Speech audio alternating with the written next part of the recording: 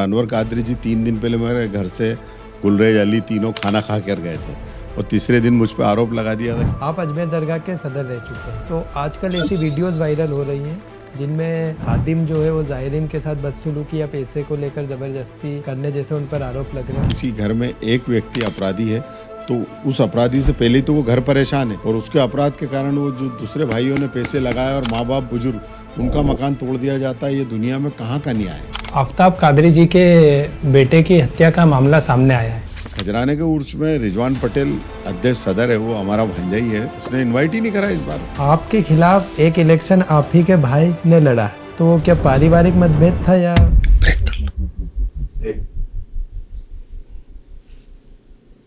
आप लगातार 6 बार से आज़ाद नगर के पार्षद भी रहे हैं, तो कभी आपने इस बीच सोचा है कि अब मुझे ब्रेक ले लेना चाहिए और नए चेहरे को भी मौका देना चाहिए? मेरे बेटे की तैयारी करा रहा हूँ नए चेहरे के रूप में। तो ये एक नेपोटिज्म नहीं होगा? नायता समाज एक समृद्ध समाज है, बड़े बड़े कार्यक्रम करने के शौकीन है। आपके साथ में रहे जीतू पटवारी जी या अन्य नेता, कोई प्रदेश अध्यक्ष बन गया, कोई एमएलए बन गया, पर आपको विधायक का टिकट भी नहीं मिला। नू पटेल जब भी चुनाव लड़ेगा तो मैं मैदान छोड़ दूंगा।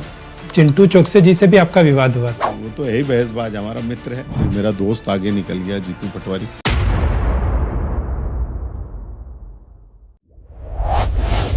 आज के हमारे स्पॉन्सर हैं perfect refrigeration and kitchen equipment.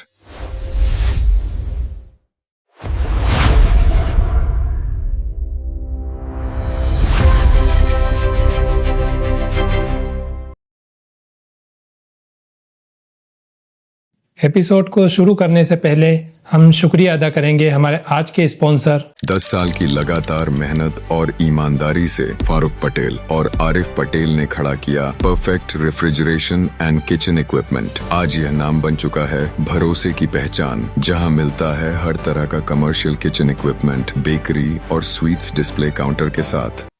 आज हमारे साथ है आज़ाद नगर से 6 बार के पार्षद और अजमेर दरगाह के पूर्व चेयरमैन और कांग्रेस अल्पसंख्यक के प्रदेश अध्यक्ष। स्वागत करते हैं शेख अलीम जी का। स्वागत है आपका। आप लगातार 6 बार से आज़ाद नगर के पार्षद भी रहे हैं, तो कभी आपने इस बीच सोचा है कि अब मुझे ब्रेक ले लेना चाहिए और नए चेहरे को भी मौका देना चाहिए? आज़ाद नगर से ब्रेक तो जब तक मेरी सांस चल रही है तब तक मैं लेऊंगा ही नहीं, क्योंकि आज़ाद नगर से मेरी मोहब्बत है। मैं चाहता तो और कहीं जाकर भी, मेरे को कई बार पार्टी में जब महिला सीट हुई तो प्रस्ताव भी आया कि आप यहाँ से लड़ लो, वहाँ से लड़ लो, हमारे नेताओं ने। मगर मेरी पहली वो है और मेरा ये भी संकल्प है कि जब तक मेरी ज़िंदगी रहूँगा भी आज़ाद नगर में ही। तो किसी नए चेहरे को मौका मिलेगा, ऐसा नहीं सोचते आप? मेरे बेटे की तैयारी करा रहा हूँ नए चेहरे के रूप में। तो ये एक नेपोटिज्म नहीं होगा?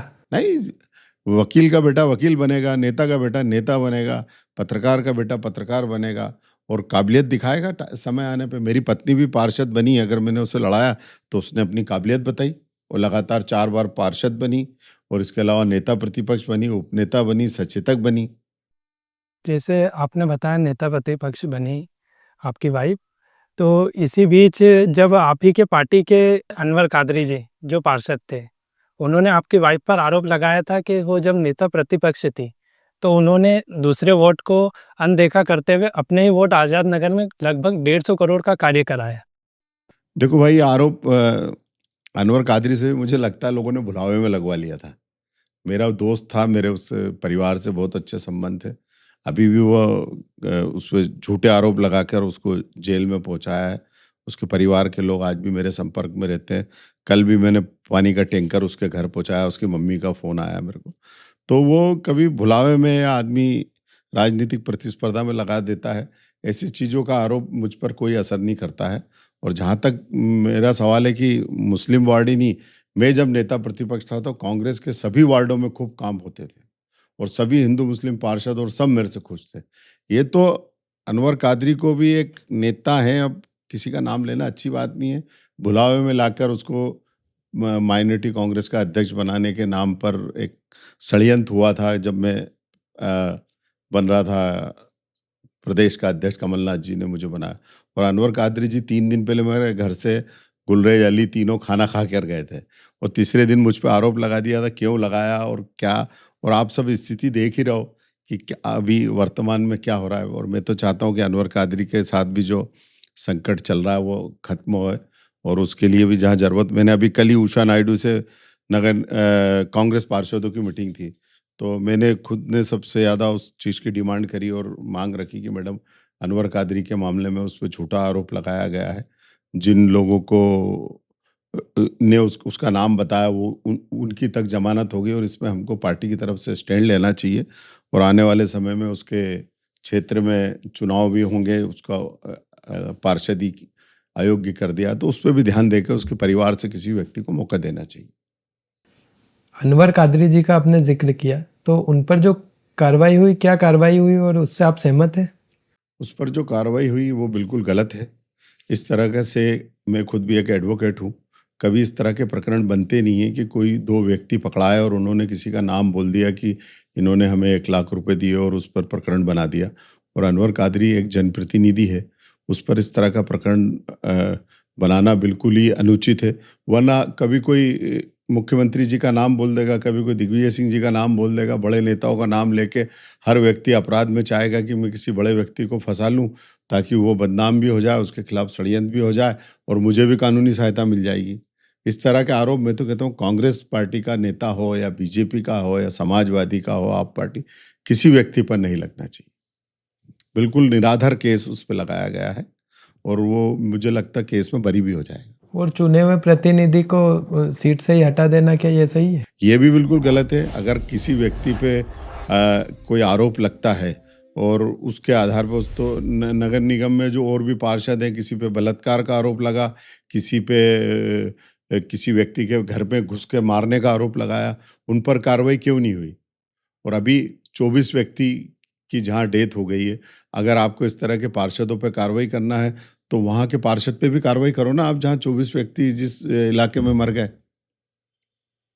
तो ये एक बिल्कुल राजनीतिक दुर्भावनापूर्ण कृत्य हुआ अनवर कादरी के साथ। मेरा बड़ा अच्छा मित्र था, मुझे बड़ा अफ़सोस है आज भी उसका, और जिन लोगों ने मेरे खिलाफ भी उसको भड़का के कराया था, आज कोई भी उसके साथ नहीं खड़ा है। क्या आज वो भी उनके विरुद्ध में है? नहीं, विरुद्ध में तो नहीं है, मगर साथ कोई नहीं। वो तो एक सिस्टम था कि शेख हलीम आगे बढ़ रहा है, तो इसके समाज के किसी व्यक्ति को इसके खिलाफ लाके खड़ा किया जाए। क्या घर पर कभी आर्ग्यूमेंट हुआ है कि इस बार चुनाव मैं लड़ूंगा, आपकी वाइफ और आपके बीच में? नहीं, कभी आर्गुमेंट मेरी पत्नी नहीं करती है। वो जब शादी होकर मेरे घर आई थी, तो पूरी तरह से गृहिणी थी। सियासत में उसने जो भी कदम उठाए, वो मेरी खुशी के लिए उठाए, मेरी रजामंदी से उठाए, और मेरे कामों को आगे बढ़ाने के लिए उसने उठाए। घर में अंतिम, हमारे घर में सब कुछ जो फैसले होते हैं हम डिस्कस करते हैं, और फैसले मैं करता हूँ, मेरे बीवी बच्चे सभी उन फैसलों को मानते हैं। तो ये जो पार्षद के जो भी कार्यकाल के डिस्कशन होते हैं, वो भी आप ही करते हैं, उसके डिसीजन भी कि वो करती हैं? वो तो आपने अगर कभी परिषद की मीटिंगें देखी हो, मेरी पत्नी का परफॉर्मेंस देखा हो, या जनता से मिलने के तरीके देखे हों, तो आपको खुद समझ में आ जाएगा कि मेरी पत्नी को स्वयं ही सब काम करना आता है। मैं कभी एडवाइस कर देता हूँ, मगर उसका काम वो स्वयं खुद करती है। आपने 6 चुनाव लड़े, कई प्रतिद्वंदी आपके सामने चुनाव लड़े, उनमें से सबसे कड़ी टक्कर आपको किसने दी? मुझे आज तक कभी चुनाव में कोई टक्कर लगी नहीं। जिस दिन अल्लाह के का करम है कि जिस दिन मैं फॉर्म भरता हूँ उस और फॉर्म भरने जाते हैं, उसी दिन हम जो जीत का डिसीजन का दिन रहता है, हमारे बैंड बाजे और सब उसी दिन बुक हो जाते हैं। ये अल्लाह का करम है, अल्लाह की रज़ा है।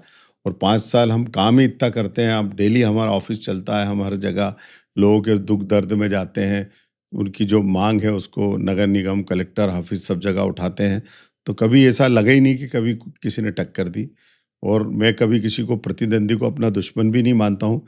जितने ही लोग चुनाव लड़े, सभी से मेरे संबंध अच्छे हैं। हाँ, किसी को अगर हसद जलन मुझसे हो जाए तो उसका तो कोई इलाज ही नहीं। आपके खिलाफ एक इलेक्शन आप ही के भाई ने लड़ा, तो वो क्या पारिवारिक मतभेद था या फिर पॉलिटिकल कंपटीशन? वो भी एक दुर्भाग्य की बात है मेरे लिए कि वो भाई भाई हम दोनों भाई, तो चुनाव हमारे आपस में लड़े नहीं थे, हमारी पत्नियां लड़ी थी। वो एक एपिसोड था, ख़त्म हो गया। अब हमारे परिवार में सब अच्छा है, हम लोग मिलजुल कर रह रहे हैं, और बड़ी एक खुशहाल मौसम है। इसलिए मैं उन सब्जेक्ट पे ज़्यादा बात करना नहीं चाहता हूँ। मैं छोटा हूँ, कहीं ना कहीं गलती मुझसे रही होगी, मैं तो स्वीकार कर लूँ। तो मेरे दोनों भाई भी, एक भाई अल्लाह जन्नत नसीब करे, अब दुनिया में नहीं रहे, हाँ। तो हमारी फैमिली एक है। तो आप भाइयों को लेकर क्या संदेश देना चाहेंगे? भाई भाई होता है।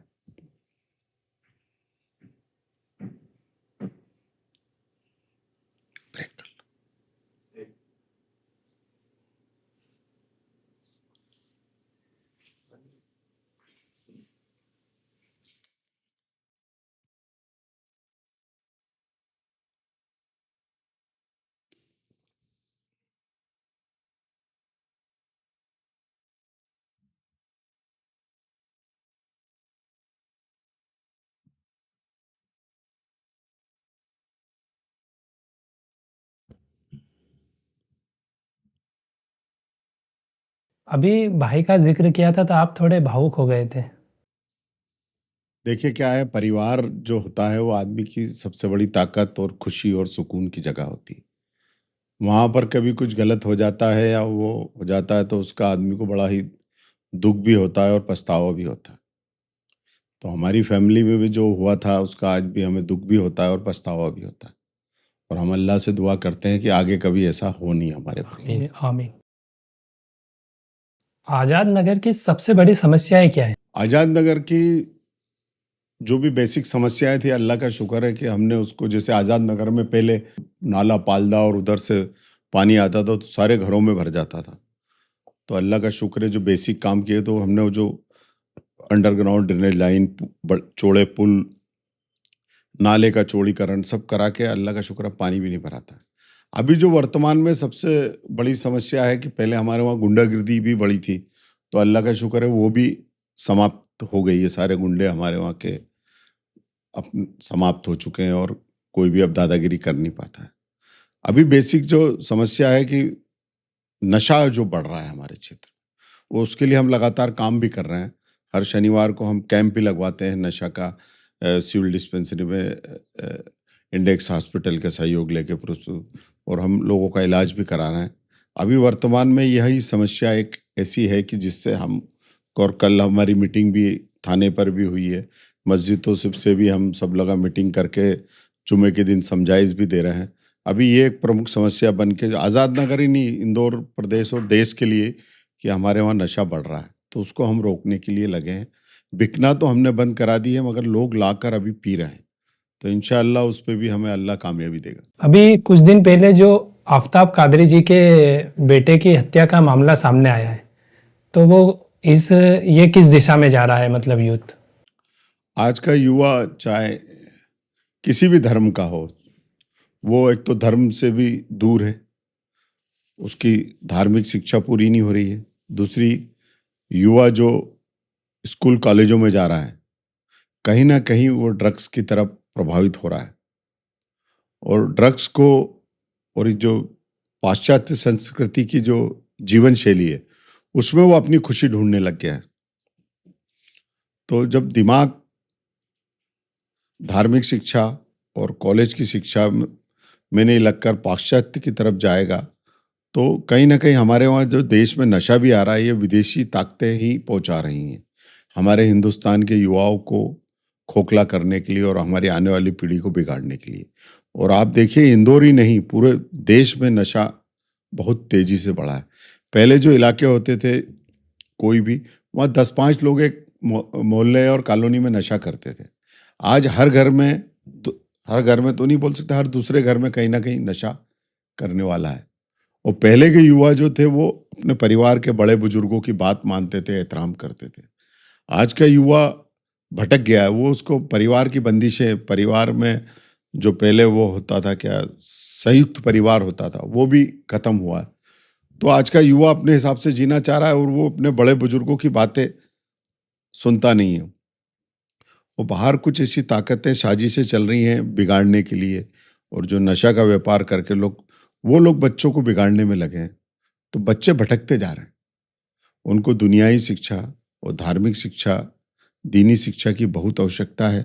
साथ ही उनको स्पोर्ट्स से लगाना और कैरियर के लिए गाइडेंस की आवश्यकता है कि आपको आगे बनना है, तो इन चीज़ों में जो युवा आज भी खेल और कैरियर की तरफ लगा है वो नशे से बच रहा है, और जो भी इस तरफ नहीं है वो बिगड़ रहा है, और ये पूरे देश के लिए बहुत बड़ी समस्या है। ऐसे अपराधियों के लिए क्या सजा तय होनी चाहिए और आगे ऐसे केसेस ना हो इसलिए क्या कदम उठाने चाहिए? कड़क से कड़क कानून बनाया जाए, ड्रग्स वालों को फांसी की सजाएं देना चाहिए। ये है कि वो केस सच्चा बना हो। उसके अलावा इसको रोकने का कोई भी तरीका नहीं है। और समाज से भी इनको बाकायदा, जैसे पहले अपने इलाकों में हुआ करता था, जो व्यक्ति या परिवार गलत काम करता था उनका सार्वजनिक बायकॉट होता था, ऐसे लोगों का सार्वजनिक बायकॉट होना चाहिए। आपने कभी मुशायरे या कव्वालियों का आयोजन करवाया है? मुशायरे और कव्वाली में जाता रहता हूँ, मगर मैंने कभी आयोजन नहीं किया। कभी कोई कराता है तो उसकी जो भी मुझसे छोटी-मोटी मदद होती है वो कर देता हूँ। क्योंकि मैं ज़्यादा काम में विश्वास करता हूँ कि स्टेडियम बनाओ, लाइब्रेरी बनाओ, लोगों पे झूठे केस लगे हैं तो उनके केसेस, हमारा एक कोशिश लीगल अवेयरनेस सोसाइटी के नाम से मेरा एनजीओ भी है। उसके माध्यम से हम कानूनी सलाह के कैंप भी लगाते हैं, जहाँ कोई केसेस आते हैं वो गरीबों के, तो वो केस भी लड़ते हैं।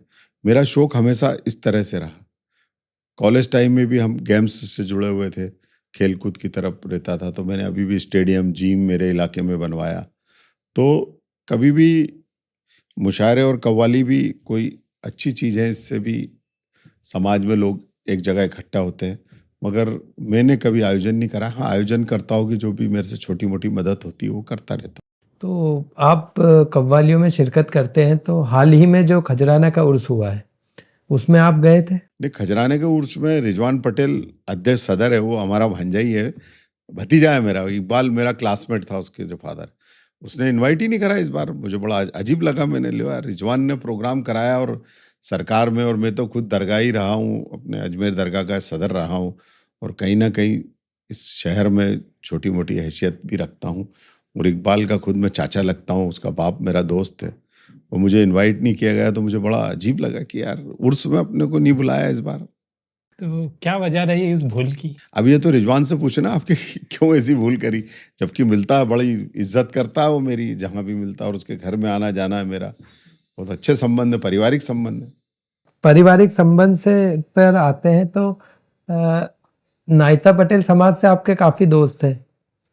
उनके बारे में अगर आप कुछ बताना चाहें? नायता पटेल में अन्नू पटेल, अपने लतीफ़ पटेल, मम्मू पटेल, आपके पिताजी ज़ाकिर साहब, मेरे वो मोहब्बत पटेल, सभी हमारे बहुत पारिवारिक दोस्त हैं। और मेरे इलेक्शन में भी सबका आना-जाना लगा रहता है, और सब मदद भी करते हैं मेरी। नायता समाज एक समृद्ध समाज है, अपनी खुशियों में खुश रहता है। कभी भी मैंने नायता समाज के लोगों को देखा कि वो जबरन किसी के कामों में इंटरफेयर करना या फितरत करना उनको नहीं आती है। एक सहयोगात्मक लोग हैं, वो खुशहाल और खुशमिजाज लोग हैं, बड़े-बड़े कार्यक्रम करने के शौकीन हैं। आपको बुलाते हैं, आपकी भी इज़्ज़त से नवाज़ते हैं। बड़ा ही अच्छा लगता है जब इनके वहाँ जाओ तो वो साफ़ा वगैरह बाँधते हैं, शादी में भी जाओ तो, और खूब खुशहाली से मिलते हैं। और बड़ा अच्छा यानी समृद्ध है, अल्लाह इनको और दे और खूब तरक्की दे, और साथ ही एजुकेशन और दीन से भी नायता समाज को जोड़े। मेरी यही दुआ है इस समाज के लिए, और खुशहाल रहें। आपने एक नाम लिया है अन्नू पटेल जी का, उनसे आपकी गहरी दोस्ती है। खजराने में भी जितने पटेल हैं, अन्नू पटेल, मम्मू भाई, हमारे सबसे बड़े पारिवारिक संबंध हैं पुराने। अन्नू भाई एक बड़ा ही खुशमिजाज टाइप का आदमी है, और मैं अल्लाह से दुआ करूँगा कि खुशमिजाज होने के साथ-साथ वो, अल्लाह ने उसको सक्षम भी बनाया है, और कुछ उसकी एक आधी बार इच्छा जो भी विधानसभा और पार्षद लड़ने की है, वो पूरी करे। और उसके पहले मेरी उनसे ताकीद भी है कि थोड़ा शहर में निकलें और काम भी करें वो। तो एक तरफ तो आप 5 नंबर से टिकट माँग रहे हैं, एक तरफ वो टिकट माँग रहे हैं 5 नंबर से, तो फिर आप ही के बीच में कन्फ्यूज़। अन्नू पटेल जब भी चुनाव लड़ेगा तो मैं मैदान छोड़ दूँगा, क्योंकि मैं अब भाइयों से लड़ना नहीं चाहता हूँ, क्योंकि मेरा उससे बहुत पारिवारिक रिश्ता है। उनके लिए आप रास्ता खाली कर दें। रास्ता खाली कर दें। आप अजमेर दरगाह के चेयरमैन कब बने और चेयरमैन बनाने की प्रोसेस क्या होती है? अजमेर दरगाह का चेयरमैन मैं 2009 में बना था, जब मनमोहन सिंह देश के प्रधानमंत्री थे और के रहमान साहब अल्पसंख्यक कल्याण मंत्री थे।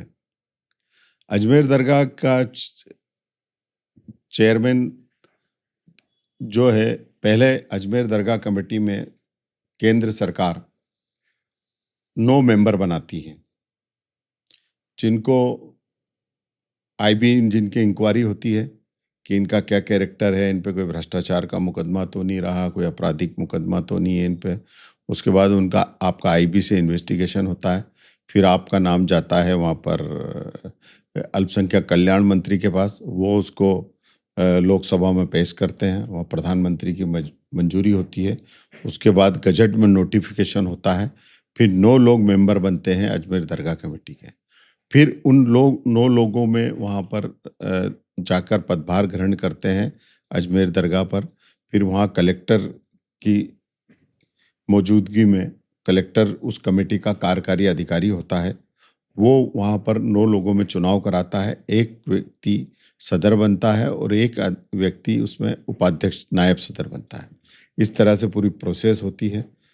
तो फिर उसमें से सदर और नायब सदर बनते हैं, जिनके माध्यम से दरगाह का जो भी जो धार्मिक कार्यक्रम होते हैं, जो उनकी प्रॉपर्टी का मेंटेनेंस होता है, जो खर्चा होता है, और सरकार से किस तरह से अजमेर दरगाह कमेटी के रिलेशन को मेंटेन करना प्रशासन से, और आने वाले जायरीनों की सारी व्यवस्था करना, ये सभी कार्य अजमेर दरगाह कमेटी के 9 सदस्य मिलकर करते हैं। प्रति माह उनकी मीटिंग होती है, जिसमें कार्यकारी अधिकारी के रूप में कलेक्टर शामिल होते हैं, जो सेक्रेटरी होते हैं कमेटी के, और वहाँ पर सारे प्रस्ताव पास होते हैं, मंजूर होते हैं, उसके आधार पर काम किया जाता है। आपने चेयरमैन रहते हुए वहाँ पर क्या सुधार लाए? अजमेर दरगाह के चेयरमैन रहते हैं, देखिए वहाँ तो जो भी काम होता है अल्लाह की मर्जी से होता है, और गरीब नवाज के वहाँ तो जो भी होता है उनकी तो हम लोगों ने जो कोशिशें करी, तो एक तो हमने वहाँ पर जो हमारा गेस्ट हाउस था उसको ऑनलाइन करवाया, उसको पूरा कंप्यूटराइज कराया। इसके अलावा पूरा गेस्ट हाउस का रिनोवेशन कराया। इसके अलावा अजमेर दरगाह का जो निज़ाम था पूरा वहाँ खादिमों में और सज्जाद नशीन जो अपने दरगाह दीवान हैं उनके बीच में जो विवाद थे, वो हमारी कमेटी के माध्यम से ही दोनों में सुलह होकर सारे मामले जो उनके कोर्ट के माध्यम से हमने समाप्त कराए। और चंदा निगरानी जो होती थी पहले, वो हमने हर जो डोर बॉक्स हमारे लगे थे उस पर कैमरा लगवाया, और जिस दिन वो खुलता था तो कमेटी का एक मेंबर रहता था और बैंक का अधिकारी, उसके सामने हम वो खुलवाते थे, और कैमरे में ही पैसे की गिनती होती थी, और पूरा उसको एक कंप्यूटराइज करके चंदे को व्यवस्थित बैंक में जमा करवाने की प्रथा भी स्टार्ट करी। आप अजमेर दरगाह के सदर रह चुके हैं, तो आजकल ऐसी वीडियोस वायरल हो रही हैं जिनमें खादिम जो है वो ज़ायरीन के साथ बदसलूकी या पैसे को लेकर ज़बरदस्ती करने जैसे उन पर आरोप लग रहे हैं और वीडियोस वायरल हो रही है, तो इन पर आप क्या कहना चाहेंगे? देखो, जो भी मुस्लिम इदारे या संस्थाएं हैं उनके खिलाफ कहीं ना कहीं एक एंटी सोशल एक्टिविटी पूरे देश में चल रही है। इसको भी मैं उसी का मानता हूँ कि कहीं ना कहीं बदनाम करने के लिए ऐसी खादिमों को और वहाँ के निज़ाम को इस तरह की वीडियोस बना के चलाई जाती हैं। हाँ, ये है कि हर बिरादरी में, चाहे मैं एडवोकेट बिरादरी से हूँ या आप मीडिया बिरादरी से हैं या खादिम बिरादरी, या हर बिरादरी में कुछ ना कुछ लोग गलत भी होते हैं। तो कुछ लोग जो वो गलत करते हैं वहाँ पर वो ऐसा कर सकते हैं, बाकी सभी खादिम ऐसे नहीं होते हैं। हमारा शुरू से बचपने से वहाँ आना जाना है, वो भी खिदमत करते हैं वहाँ पर, और दरगाह के निज़ाम में भी सहयोग करते हैं। तो सबको एक जैसा हम नहीं मान सकते। जो गलत कर रहे हैं कुछ लोग, कुछ खादिम, उनमें सुधार कैसे लाए? भाई, जो अगर गलत करते हैं, हमारे टाइम भी यही था कि अगर कोई खादिम गलत करता था तो उसके खिलाफ दरगाह कमेटी कार्रवाई करती थी, प्रशासन कार्रवाई करता था, और बाकायदा उनको फिर दरगाह में उनका जो, और अंजुमन जो खुद खादिमों की कमेटी है वो भी उन पर कार्रवाई करती है, तो उनका प्रवेश प्रतिबंधित हो जाता है अगर जो व्यक्ति वहाँ गलत काम करता है।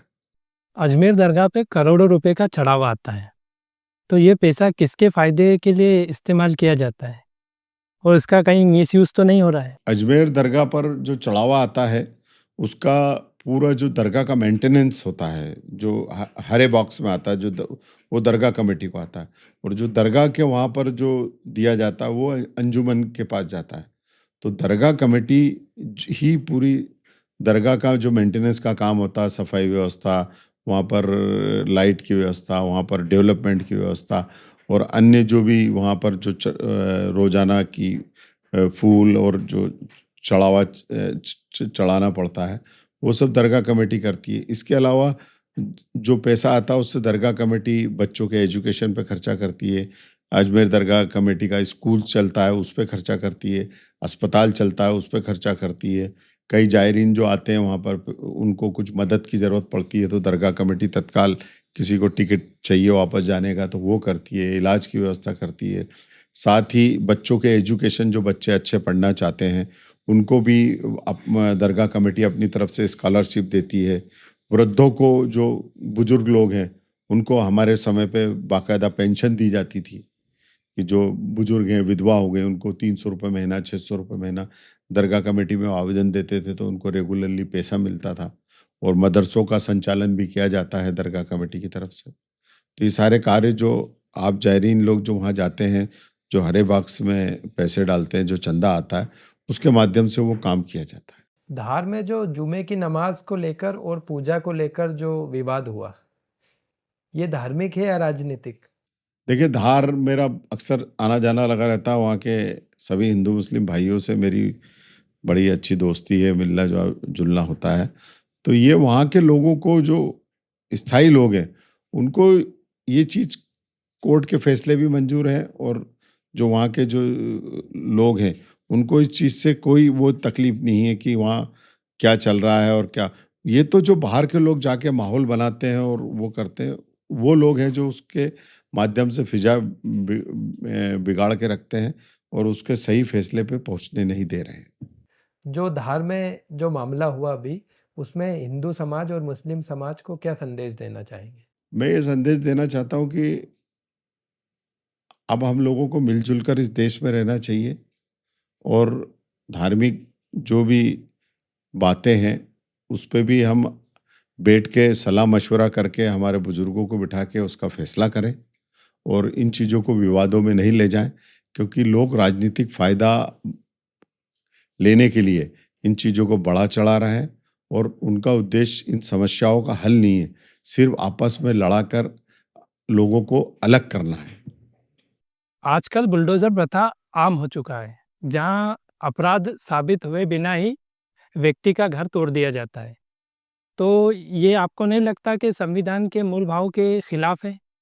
बिल्कुल विपरीत है। कहीं भी कानून में ये नहीं कहा जाता कि जब तक व्यक्ति को सज़ा उसकी कोर्ट के द्वारा मान्य नहीं हो, उसको किसी प्रकार की सज़ा दी जाए। और वैसे भी अगर किसी घर में एक व्यक्ति अपराधी है, तो उस अपराधी से पहले तो वो घर परेशान है और उसके अपराध के कारण वो जो दूसरे भाइयों ने पैसे लगाए और माँ-बाप, बुजुर्ग, उनका मकान तोड़ दिया जाता है। ये दुनिया में कहाँ का न्याय है? ना तो कानूनन रूप से ये सही है और ना ही दुनियाई रूप से ये ठीक है। तो ये एक बहुत ही गलत तुगलकी कानून है। इसको किसी भी धर्म के व्यक्ति पर लागू नहीं किया जाना चाहिए और ये कानून बिल्कुल बंद करना चाहिए। और जो सुप्रीम कोर्ट का फैसला भी आ चुका है, उसके बाद भी प्रशासन अलग तरीके से उसके नोटिस निकाल कर और जुर्म बताकर जो कार्रवाई कर रहे हैं, ये बिल्कुल गलत है। एक व्यक्ति जो व्यक्ति अपराध करता है, अगर उसको आप कड़ी से कड़ी सज़ा दें, अगर उसने जुल्म किया है या वो किया है तो उसको आप फांसी की सज़ा दें, मगर उसके परिवार के किसी दूसरे व्यक्ति को उसके कारण सज़ा मिले, ये कहीं का कानून और कहीं की इंसानियत नहीं कहती है। आप खुद एक एडवोकेट हैं, तो जिस पर ये कार्रवाई हो रही है, तो उससे क्या करना चाहिए? तो उसको बाकायदा सुप्रीम कोर्ट जाना चाहिए। पर उतना समय तो जब तक तो कार्रवाई हो ये चुकी। तो कहते हैं ना कि प्रशासन जब गलत पे आ जाए और सरकार जब गलत पे आ जाए, तो वो कुछ भी कर सकती है। तो इस तरह का ऐसे करना बिल्कुल निंदनीय है और किसी को भी इस तरह से करने से सुकून कभी नहीं मिल सकता है। तो अगर आरोप साबित होने से पहले ही अगर सज़ा दी जाएगी, तो फिर अदालतों का क्या काम रह जाएगा? बिल्कुल गलत है ना। अदालतों को भी इसमें संज्ञान लेना चाहिए और जो अधिकारी इस तरह से करते हैं उनको बाकायदा बर्खास्त करना चाहिए, टर्मिनेट करना चाहिए। एक बार मध्य प्रदेश कांग्रेस कमेटी की कार्यकारिणी डिसाइड हुई थी, उसमें आपको कोई पद नहीं मिला था। फिर आप दिग्विजय सिंह जी के पास गए थे, उस बारे में कुछ बताइए? जब भी सियासत में मेरे साथ ऐसा होता कि कहीं अगर मुझे कुछ नहीं मिलता, तो मेरा अल्लाह उससे बड़ा मुझे देता है। तो वो कार्यकारिणी में जब मुझे स्थान नहीं मिला, तो मैं और जीतू पटवारी दिग्विजय सिंह जी के पास गए थे। तो जाकर हमने बोला कि साहब ऐसा-ऐसा हो गया और हमारा कार्यकारिणी में इस तरह। तो दिग्विजय सिंह जी ने बोला कि नहीं, ये तो गलत हुआ, अब बताओ क्या। तो उस टाइम पीएम डेलीगेशन जाने वाला था 15 एक दिन बाद। तो मैंने बताया साहब पीएम डेलीगेशन जा रहा, आप उसमें पहुँचा दीजिए मुझे। तो दिग्विजय सिंह जी ने मुझे बोला कि आप कल आ जाओ सुबह, अपन एसएम कृष्णा उस टाइम विदेश मंत्री थे, उनके पास चलेंगे और तेरा करवा लेंगे। अगले दिन हम गए दिग्विजय सिंह जी के पास और दिग्विजय सिंह जी ने मुझे पीएम डेलीगेशन में, अल्लाह की मर्जी थी, मुझे वहाँ इतना बड़ा मुकाम मिलना था जहाँ देश के 16 लोग जाते हैं भारत के प्रधानमंत्री का संदेश लेकर मक्का मदीना के बादशाह कने। तो वो संदेश लेकर मैं भारत का लेकर गया और जब आया तो भूरिया जी ने मुझे प्रवक्ता भी बना दिया था। तो मिसिंग हो गई थी। तो अल्लाह का शुक्र है, जब भी कोई ऐसी चीज़ होती है तो अल्लाह मुझे बड़ा ही इनाम देता है सब्र का। उसी वजह से रहमान साहब से आपकी मुलाकात हुई थी और उसी कारण से वहाँ रहमान साहब हमारे लीडर ऑफ डेलीगेशन थे हमारे उसके। तो मैं मेरी वाइफ गए थे, हमारा बड़ा पारिवारिक मिलना जुलना वो हो गया। बाद में वो इंदौर आए तो उनका अच्छा वेलकम किया मैंने। तो कहीं ना कहीं हमारा किरदार भी उन्होंने 22 दिन देखा था, हम साथ में रहे, उठे बैठे थे। फिर हम जब दिल्ली गए तो रहमान साहब के वहाँ मैं और मेरी वाइफ एक शादी में गए थे, अबरार अहमद साहब इनकम टैक्स कमिश्नर के वहाँ। तो मुझे सुबह दावत में बुलाया उन्होंने। तो जब हम दावत में गए तो जुम्मे की नमाज़ पढ़ने गए वहाँ पर मस्जिद में, तो वहाँ अदीब अहमद साहब हमारे राज्यसभा सदस्य थे, हमारे बहुत सरपरस्त थे, वो भी हमारे साथ लीडर ऑफ डेली यानी मेंबर थे। तो उन्होंने रहमान साहब से पकड़ के मस्जिद में मेरे लिए वादा लिया कि बोले मैं अभी कुछ दे नहीं सकता हूँ, राज्यसभा का मेंबर ज़रूर, मगर आपके पास डिपार्टमेंट है, ये बच्चा बड़ा काबिल है और अखलाकी है और काम करने का जज्बा है, आप इसको कहीं ना कहीं आपके डिपार्टमेंट में नवाजेंगे। तो रहमान साहब ने उनसे वादा किया। फिर हम घर आए, मैं, रहमान साहब की वाइफ, आंटी बोलते हैं हम उनको, बहुत पारिवारिक सब, मेरी वाइफ, हम खाना खा रहे थे। तो रहमान साहब ने मुझसे पूछा कि अली, हमारे माइनॉरिटी डिपार्टमेंट है मेरे पास, इसमें अजमेर दरगाह कमेटी बनने वाली है और मौलाना आज़ाद फाउंडेशन बनने वाला है, तो किस में काम करना चाहते हो, आप काम करोगे कि फौजिया? तो मैंने कहा अंकल फौजिया तो कॉरपोरेशन देख रही है, यहाँ डिप्टी अपोजिशन लीडर है, तो मैंने कहा मैं ही देखूँगा। तो अजमेर दरगाह का उन्होंने एक रिज्यूम लिया और अल्लाह का शुक्र है कि मैं अजमेर दरगाह कमेटी में मेंबर हो गया। बाद में अल्लाह का शुक्र है वहाँ गए तो खूब अखलाक से काम किया लगातार 2 साल। तीसरे साल में उपाध्यक्ष बन गया, चौथे साल में चेयरमैन बना, 5वें साल में चेयरमैन बना। तो एक सफलतापूर्वक कार्यकाल निकला। तो अल्लाह देता है। अभी आपने राज्यसभा की बात करी, तो आप राज्यसभा मेंबर बनने की भी तैयारी कर रहे हैं? बहुत समय से मेरी इच्छा है, अभी भी जून में राज्यसभा निकल रही है, तो सभी साथी लोग भी मेरे बोल रहे हैं कि आप राज्यसभा के लिए ट्राई करें। तो इंशाअल्लाह अगर अल्लाह की मर्जी होगी तो जाएंगे और पार्टी की सेवा करेंगे। इतने सालों में कभी बीजेपी ज्वाइन करने का ऑफर आया है? ऑफर भी नहीं आया और ज्वाइन करने की कोई इच्छा भी नहीं है। जहाँ है अल्लाह का शुक्र है, खूब इज्जत से नवाजा है। सरकार हो नहीं हो, अगर आप में टैलेंट है और आपको काम की ललक है तो अल्लाह कामयाब करता है। और अल्लाह का शुक्र है आज भी किसी काम में कोई परेशानी नहीं होती, सभी काम अधिकारी आज भी हमारे कर रहे हैं। आपकी 5 नंबर से विधायक का चुनाव लड़ने की इच्छा है, तो अगर बीजेपी टिकट दे देता है तो आप चुनाव लड़ेंगे? पार्टी बदलना मेरे खून में नहीं है। बीजेपी, पहली बात तो मुझे कभी सोचा ही नहीं है, इस तरह के मेरे संबंध ही नहीं है कि वो मुझे टिकट देंगे और मुझे बुलाएं। हाँ, मेरी पार्टी से हमेशा टिकट मांगता रहता हूँ, जब पार्टी देगी तो लड़ूंगा और नहीं तो पार्टी जब भी जिसे देगी उसका काम करेंगे। तो कभी संबंध बने बीजेपी से तो आप लेंगे उनसे टिकट? नहीं, बीजेपी से संबंध ऐसे कोई खराब भी नहीं है। बीजेपी के नेता भी सब से हम काम लेते हैं, वो हमसे काम लेते हैं कहीं ना कहीं जब डेवलपमेंट की कोई बात होती है तो। मगर ऐसा कभी ना ज्वाइन करने की इच्छा है, ना कभी ऐसी सोच है, और इस पार्टी में ही पर्याप्त मिला है तो क्यों जाएं हम। प्रदेश अध्यक्ष ही मेरा दोस्त है, जिस व्यक्ति का दोस्त ही प्रदेश अध्यक्ष हो तो वो दूसरी पार्टी में जाने का कैसे सोचेगा। और इसके पहले भी जितने अध्यक्ष रहे, चाहे कांतिलाल भूरिया जी हों, सुरेश पचौरी हों, अरुण यादव हों, कमलनाथ जी, सब ने मुझे नवाजा, तो मुझे कभी ऐसा लगा भी नहीं। तो इस बार मान ले कि दोस्त इस बार आपको मौका देंगे? वो तो पार्टी के हालत के हिसाब से, मेरी इच्छा तो है। एक वीडियो में देखा गया था कि चिंटू चोकसे जी से भी आपका विवाद हुआ था, तो क्या मामला था वो? चिंटू चोकसे जी से जो विवाद नहीं हुआ था, हमारी बहस हुई थी। चिंटू चोकसे और मैं बहुत अच्छे दोस्त हैं पिछले 10-15 सालों से, हमारा एक दूसरे को बड़ा सहयोग रहता है, सब रहता है। तो वो कोई मुद्दा था वो निगम का, तो उस पर हमारी उसकी बहस हुई थी, विवाद नहीं हुआ था। तो क्या बहस हुई थी वो? वही वो जो उस टाइम मैं बोल रहा था कि ये अपन ये जो मूवमेंट हुआ इस पर मूवमेंट करें, वो कह रहा था बाद में मूवमेंट करेंगे। बस इस बात पे हम दोनों की बहस हो गई थी। मैंने कहा नहीं अभी करना चाहिए, अपने को स्टैंड लेना चाहिए। और उससे एक नहीं कई बार बहस होती है, वो तो है ही बहसबाज, हमारा मित्र है और हम लोग आपस में खूब बहस करते रहते हैं। वो है कि वो वीडियो आ गई, बाकी हमारी हर चौथे दिन बहस होती है। आज भी वो मेरे से सलाह लेता है, कई बार मैं उसको बड़ा हूँ तो मैं उसको समझाता हूँ, वो मेरे से पूछता है, फिर हम बहस भी करते हैं और हमारा पारिवारिक संबंध भी है। तो ऐसा कोई वो नहीं है। तो फिर वो बहस हुई थी तो वो मूवमेंट हुआ था कि नहीं हुआ था जिसके लिए बहस हुई थी? मूवमेंट हुआ ना, बाद में महापौर का विरोध चालू हुआ। देखो आज तक विरोध ही विरोध हो रही है उसके बाद। एमपी स्टेट बार काउंसिल का इलेक्शन लड़ने का फैसला कैसे लिया?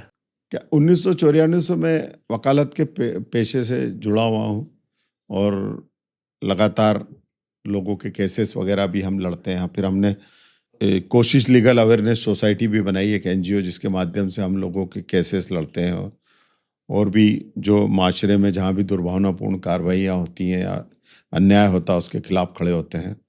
तो जफ़र खान साहब चुनाव लड़ते थे स्टेट बार का, मैं उनका जूनियर भी रहा हूँ, तो तब भी उनका चुनाव का काम भी हम देखते थे।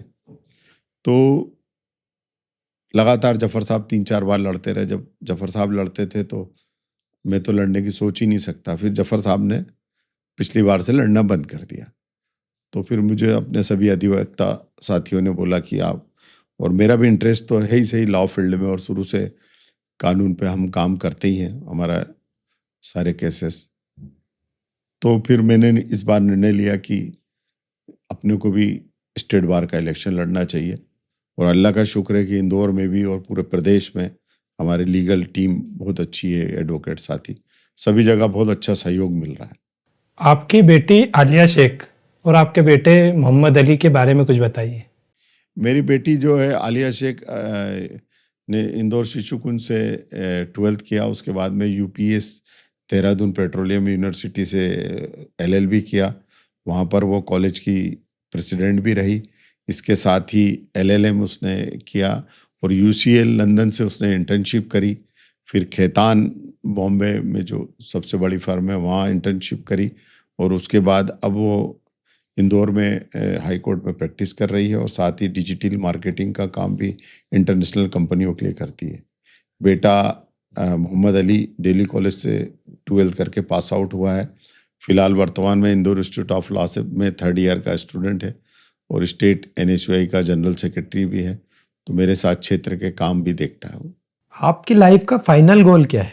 मेरी लाइफ का फाइनल गोल है लोगों के ज़्यादा से ज़्यादा काम आना। वो कोई भी पद पे रहूं कि लोगों के लिए बस काम करते हो। सुबह से मेरे वहाँ जुनून रहता है कि मैं किस तरह से क्या काम, वो तो अभी भी कर रहे हैं आप। बस वही है। पद का तो अल्लाह देगा तो, और परवरदिगार ने कभी भी पद देने में मुझे कोई कमी नहीं रखी। मैं उसका जितना शुक्र अदा करूं उतना कम है कि उसने मुझ जैसे व्यक्ति को इतना काम दिया। और हमेशा 92 से मैं सियासत में आया हूं, जब एनएसयूआई का अध्यक्ष बना था, उसके बाद में जल समिति का अध्यक्ष बना, तो कहीं किसी कॉलेज की जन भागीदारी का बना, तो कहीं किसी चीज़ का बना, तो कभी अजमेर दरगाह कमेटी का बना, अभी माइनॉरिटी का, कहीं ना कहीं चेयरमैन बना के रखा। तो उसका जितना शुक्र किया जाए उतना कम है। और बस यही दुआ है कि जब तक ज़िंदगी में सांस चले परवरदिगार मुझसे काम ले और अच्छे काम में करता रहूं। आपने बाहर से आए हुए एक व्यापारी तस्लीम चूड़ी वाला जो है उनकी भी मदद की थी? तस्लीम चूड़ी वाला एक फेरी वाला था जो मोहल्ले मोहल्ले जाके चूड़ियाँ लोगों को पहनाते, चूड़ी और कंगन। तो वो उत्तर प्रदेश का था, तो वो यहाँ पर चूड़ी बेचने आया था। तो वो यहाँ पर संगम नगर में चूड़ी बेचने गया, तो वहाँ पर कुछ लोगों ने उसको प्लांटेड तरीके से पकड़ा और उसको मारा, उसका वीडियो बना के रिले कर दिया और उसको थाने में ले जाकर बंद करा दिया। तो हम लोग गए और हमने उसका केस लड़ा, उसकी जमानत कराई, बाद में उसको बाइज्जत बरी कराया। वो केस पूरे हिंदुस्तानी नहीं पूरे वर्ल्ड में बड़ा चर्चित हुआ था कि एक चूड़ी वाला चूड़ी बेच रहा है और उसको मार रहा है, और उस पर झूठा आरोप लगा के एक बच्ची से। बाद में अल्लाह का शुक्र है उस केस को हमने लड़ा, उसमें जो गवाह थे वो भी सब हॉस्टाइल हुए। वो लड़की ने भी स्वयं आके कोर्ट में बोला कि इन्होंने मेरे साथ कोई छेड़छाड़ नहीं करी, और अल्लाह का शुक्र है कि उसको जिस तरह से फंसाने की कोशिश करी थी हमने उसे बचाया और आज वो बाइज्जत बरी होकर अपना बढ़िया व्यापार कर रहा है। आज भी मेरे संपर्क में रहता है, बड़ा प्यारा बच्चा है। मेरे घर पर ही रहता था, जब भी तारीख पे आता था वो, हम लोग उसको लेकर जाते थे और उसको ने बहुत बाइज्जत बरी कराने में बड़ी हमारी पूरी टीम थी, उसमें मेहनत करी। लाउड स्पीकर पर जो अजान दी जाती थी उस पर प्रतिबंध लगा था, उस पर भी आपने स्टे लिया? लाउड स्पीकर पर जो प्रतिबंध लगा था अजान के लिए, उस पर हमने सुप्रीम कोर्ट का डिसीजन है कि ये गाइडलाइन है, उसके अनुसार धार्मिक स्थलों से, चाहे हिंदुओं का धार्मिक स्थल हो या मुस्लिम, एक लिमिटेड उसमें आप अजान दी जा सकती है और धार्मिक प्रवचन दिया। तो हमने हाई कोर्ट में, इंदौर हाई कोर्ट में उसमें पिटीशन लगाई थी और हाई कोर्ट से उसका बाकायदा निर्णय हुआ कि सुप्रीम कोर्ट की गाइड लाइन के अनुसार अजान मस्जिदों से एक लाउड स्पीकर लगाकर हो सकती है। और आज अल्लाह का शुक्र है कि पूरे प्रदेश में सभी जगह उस निर्णय के बाद अजान हो रही है और ये अल्लाह का शुक्र है। आप उत्तर प्रदेश से हैं? जी, हमारी जो फैमिली है, हमारे दादा उत्तर प्रदेश में प्रतापगढ़ में रानीगंज कथोला गांव में रहते थे। बचपन में ही हमारे फादर जब 12 साल के थे तभी इंदौर आ गए थे। उसके बाद अभी भी हमारे कई रिश्तेदार उत्तर प्रदेश में हैं। बेसिक हमारा परिवार उत्तर प्रदेश से इंदौर आया हुआ है और हमारे जो रिश्तेदार भी लोग इंदौर में हैं वो सभी उत्तर प्रदेश से आए हुए हैं। पहले क्या व्यवसाय करते थे आपके वालिद साहब? मेरे फादर वहाँ से आने के बाद इंदौर में बसे, आज़ाद नगर में हमारे दादा। उसके बाद में मेरे फादर आर्मी में चले गए थे, तो उन्होंने 16 साल तक मेरे फादर ने आर्मी में बीएसएफ में सर्विस करी। बाद में मेरी दादी की तबीयत बहुत ख़राब रहती थी, तो उनको संभालने वाला कोई नहीं था।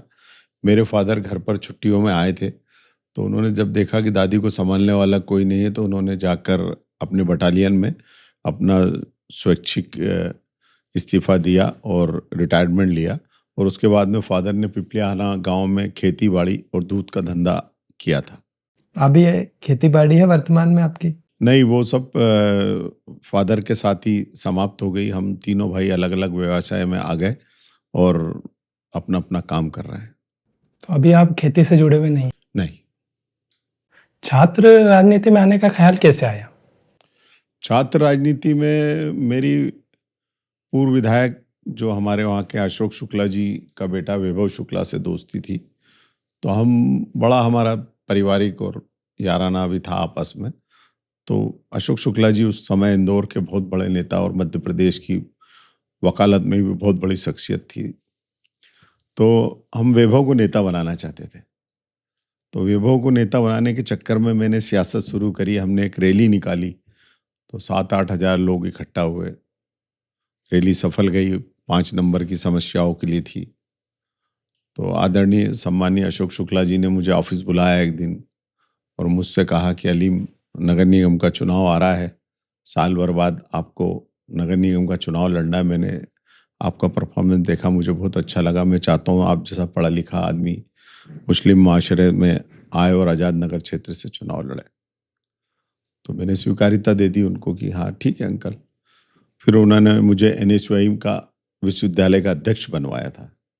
तो हम छात्रों की समस्याओं के लिए हम लोग काम करते थे। ऐसे हमारा सियासत शुरू हुई और फिर 94 में नगर निगम का चुनाव हुआ। चुनाव में मैं आज़ाद नगर क्षेत्र से चुनाव लड़ा और पूरे मध्य प्रदेश में सर्वाधिक वोटों से चुनाव जीता था। मेरे खिलाफ जितने उम्मीदवार लड़े थे उनकी जमानत जब्त करी थी मैंने। तो उसी समय वो जो महापौर मधु वर्मा के महापौर में जो परिषद बनी थी उसमें मुझे जलकार समिति का अध्यक्ष भी बनाया गया। तो कितने वोटों का अंतर रहा था जीत का? मैं उस समय जीता था 6,745 वोट से। उसके बाद 94 के बाद आपने और इलेक्शन लड़े? हाँ, उसके बाद अगला इलेक्शन फिर पार्षद का लड़ा था मैं 99 में। उसमें भी मैं इलेक्शन जीता और नगर निगम में मैंने काम किए।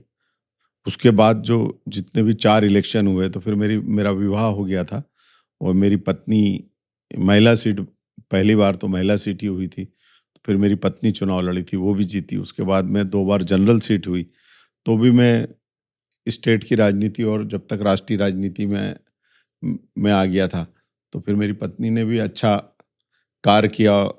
जो मेरा 3rd टर्म था तो लोगों ने उसको बहुत पसंद किया, मेरे इलाके के लोगों ने परिषद में।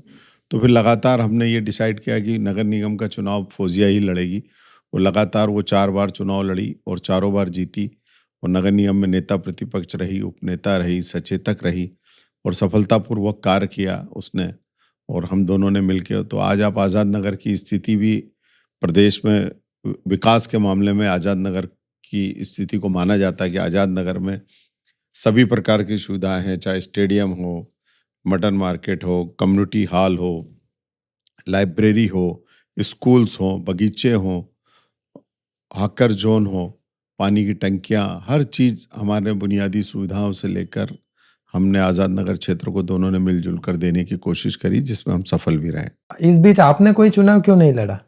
इस बीच लगातार विधानसभा का टिकट मांगता रहा।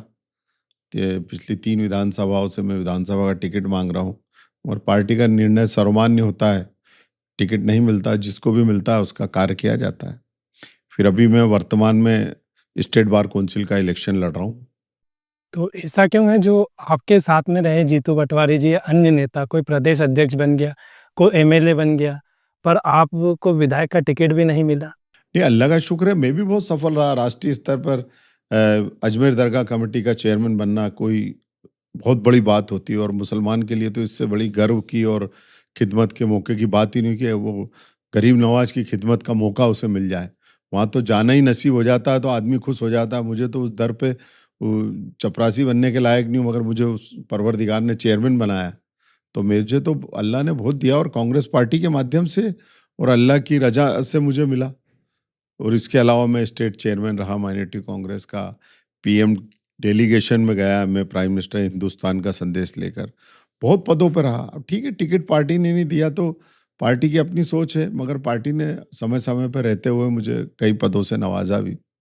तो कभी ऐसा लगता है कि आज आपके साथ के जो नेता थे, जीतू पटवारी जी या अन्य कोई नेता, कोई विधायक है, तो कुछ कमी महसूस होती है? मैं अपने आप में बहुत खुश हूँ। मेरा भी अल्लाह का शुक्र है, आज इंदौर ही नहीं, प्रदेश नहीं, देश में अपना एक मुकाम है और ये उस परवरदिगार का शुक्र है। और अगर कोई मेरा दोस्त आगे निकल गया जीतू पटवारी, तो ये मेरे लिए खुशनसीबी है, उसका भी मुझे फ़ायदा मिलता है कि मेरा मित्र है।